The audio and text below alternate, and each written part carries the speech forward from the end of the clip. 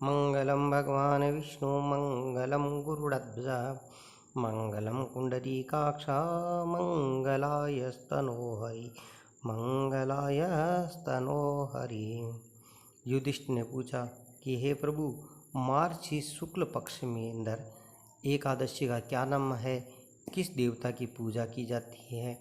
भगवान कृष्ण बोले कि माघ शुक्ल एकादशी का नाम मोक्षा एकादशी है। यह कथा सुनने से वाजपेयी जैसा यज्ञ का फल प्राप्त हो जाता है। राजन, यत्न तुलसी मंजरी धूप दीप भगवान दामोदर का पूजन करना चाहिए। पूर्वोक्त विधि से दशमी और एकादशी का नियम का पालन करना उचित है। मोक्षा एकादशी बड़े बड़े पातकों को नाश करने वाली है। उस दिन रात्रि में मेरी प्रसन्नता के लिए आप नृत्य करें, गीत गाएं, स्तुति के द्वारा जागरण करना चाहिए। जिसमें पितर पापवश नीच योनि में पड़े हो, उनका भी पुण्य दान करने से मोक्ष प्राप्त हो जाता है। इनमें तनिक भी संदेह नहीं है। पूर्व काल की बात है, वैष्णव से विभूषित परम रमणीय चंपक नगर में बेसागनस नाम का एक राजा रहते थे। वे अपनी प्रजा का पुत्रों की भांति पालन करते थे। इसी प्रकार राज्य करते हुए राजा ने एक दिन रात्रि और शौपन में अपने पितरों को नीच योनि में पड़ा देखा। सबको इसे अवस्था देख करके बड़ा मन में विस्मय हुआ और प्रातःकाल ब्राह्मणों को उन्होंने शौपन का सारा हाल कह सुनाया। राजा बोले, हे ब्राह्मणों, मैंने अपने पितरों को नरक में गिरा देखा है। वे बारंबार रोते हुए मुझसे यूँ कह रहे हैं कि तुम हमारे तनुज हो, इसीलिए इस नरक से समुद्र में हम लोगों को उद्धार करो। हे ब्राह्मणों, इसी रूप में मुझे पितरों का दर्शन हुए हैं। मुझे चैन नहीं मिल रहा, मैं क्या करूं, कहाँ जाऊं? मेरा हृदय रुधा सारा है। हे ब्राह्मणों, यह व्रत तप और यह योग, इससे मेरे पूर्वज तत्काल नरक से छुटकारा पा सके। नरक से छुटकारा पा जाएं, बताने की कृपा करें।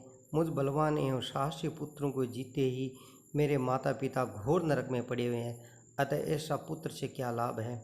ब्राह्मण बोले, हे राजन, यहाँ से निकट ही एक पर्वत में मुनि का महान आश्रम है। वे भूत और भविष्य का ज्ञाता है। हे राजा श्रेष्ठ, आप इन्हीं के पास चले। ब्राह्मणों की बात सुनकर के महाराजा बेसागनस शीघ्र ही पर्वत पर मुनि आश्रम में गए। उन्हें मुनि श्रेष्ठ को देख करके उन्हें दंडवत प्रणाम किया, मुनि के चरणों का स्पर्श किया। मुनि ने राज्य की बातों सातों अंगों कुशल पूछी। राजा बोले कि हे स्वामी, आपकी कृपा से मेरे राज्य में सातों अंगुश सकुशल है, किंतु मेरे शोपन में देखा है कि मेरे पितर नरक में पड़े हैं। अतः बताने की किस पुण्य प्रभाव से उसके वहाँ से छुटकारा पा सकता है? राजा की बात सुनकर मुनिश्रेष्ठ पर्वत पर एक मुहूर्त तक ध्यान से रहे। इनके बाद में राजा से बोले कि हे राजन, मार्गशीर्ष शुक्ल पक्ष की एकादशी मोक्षा नाम की एकादशी होती है। तुम इस सब का उनका व्रत करो, उनके पुण्य से पितरों दे डालो, जिससे पुण्य के प्रभाव से उसे नरक से उद्धार हो जाएगा। भगवान कृष्ण कहते हैं कि युधिष्ठिर मुनि की यह बात सुनकर राजा पुनः अपने घर लौट आए और उत्तम मार्गशीर्ष आया। तब बेसानस के मुनि के कथन अनुसार मोक्षा एकादशी का व्रत करके पुण्य के समस्त पितरों को शहीद और माताओं दे दिया।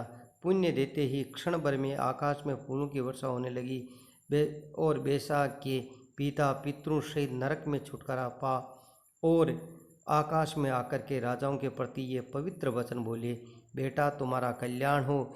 यह कहकर वे स्वर्ग चले गए। राजन, इसी प्रकार कल्याणमय मोक्षा एकादशी का व्रत करना चाहिए और उनके पाप नष्ट हो जाते हैं और मरने के बाद में मोक्षा प्राप्त हो जाती है। मोक्ष देने वाली मोक्षा एकादशी के मनुष्य के लिए चिंतामणि के समान समस्त कामनाओं को पूर्ण करने वाली है। इस महात्म्य के पढ़ने सुनने वाजपेयी जैसा यज्ञ की फल की प्राप्ति हो जाती है। बोले एकादशी महारानी की जय हो, लक्ष्मी नारायण भगवान की जय हो।